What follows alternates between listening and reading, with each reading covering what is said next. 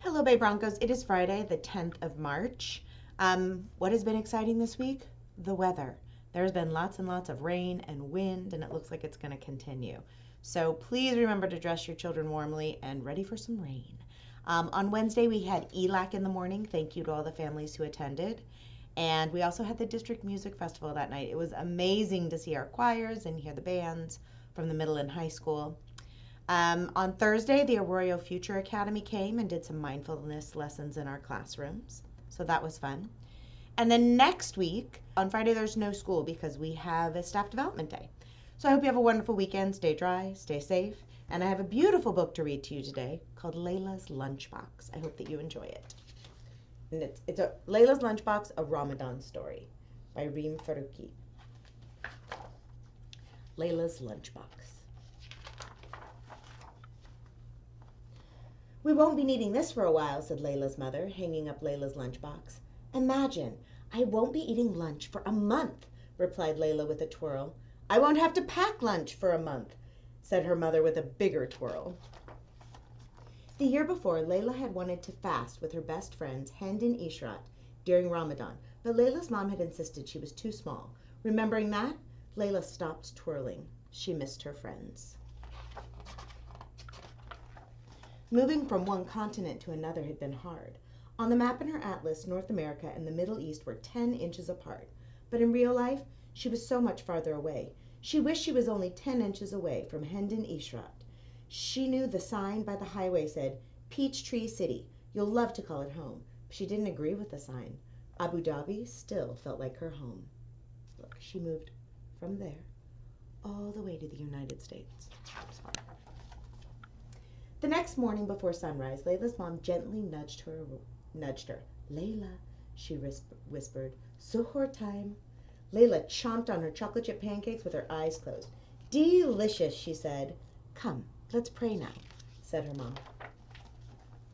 After suhoor, Lailah snuggled back into her bed until her mother woke her up again, this time for school. As she left the house, her mom handed her a note. "Lailah, please give this note to Mrs. Penworth." Without her lunchbox to carry, her fingers felt extra free and swingy. She felt so light, she skipped to the school bus. On the school bus, she read her mom's note. "Dear Mrs. Penworth, this will be Lailah's first time fasting for the month of Ramadan, so it is an exciting time for us. Please excuse Lailah from lunch for this special month. Love, Mrs. Malik." Lailah didn't feel so bouncy anymore. What if Mrs. Penworth didn't know about Ramadan?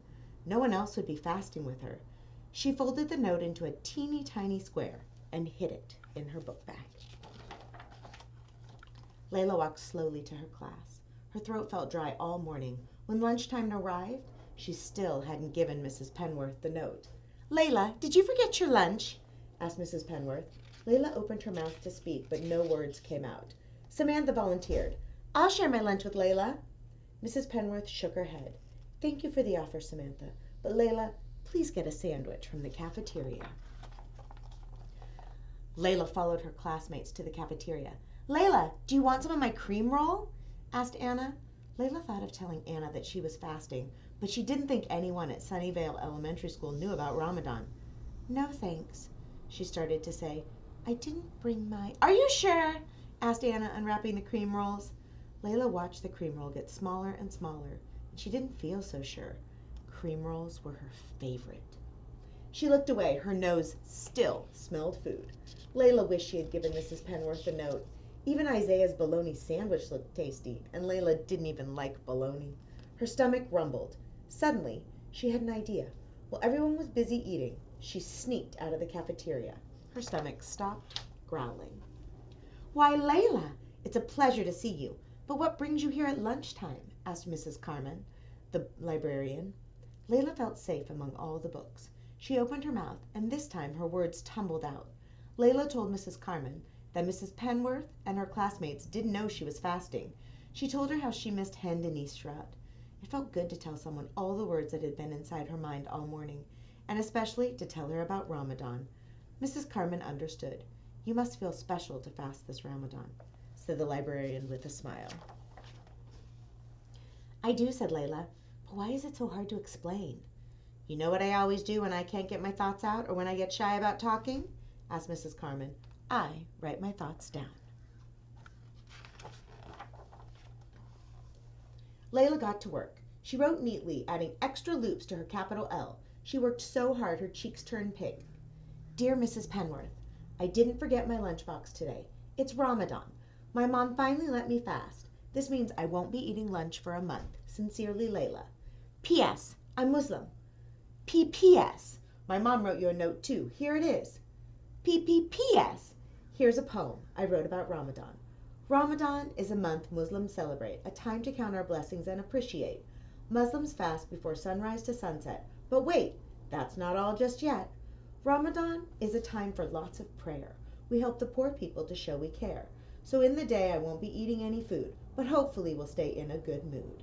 Lailah hurried back to the cafeteria to join her class. Before school was out, she quietly dropped both notes onto Mrs. Penworth's desk.